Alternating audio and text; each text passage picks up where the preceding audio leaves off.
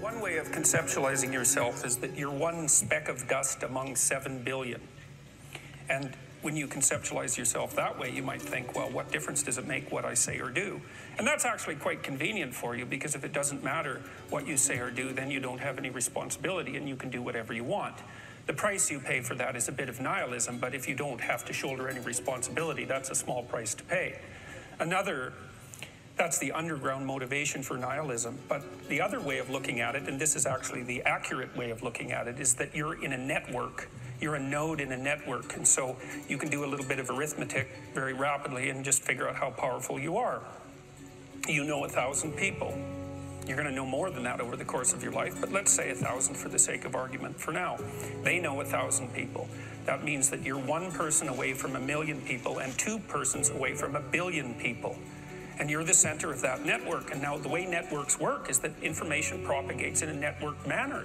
So don't underestimate the power of your speech.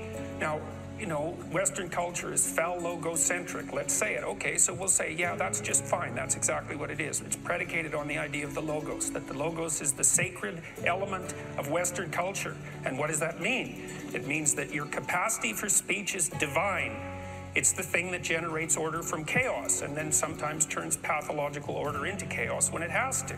Don't underestimate the power of truth. There's nothing more powerful.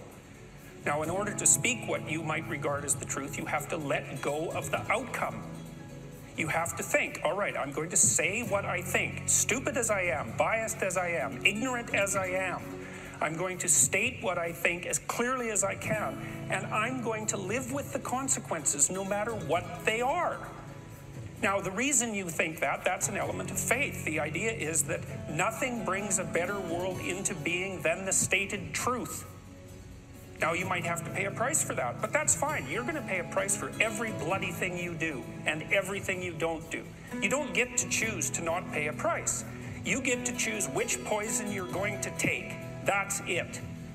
So if you're going to stand up for something, stand up for your truth. It'll shape you, because people will respond and object and tell you why you're a fool and a biased moron and why you're ignorant. And then if you listen to them, you'll be just that much less like that the next time you say something. And if you do that for 5 years, you'll be so damn tough and articulate and able to communicate and withstand pressure that you won't even recognize yourself. And then you'll be a force to contend with.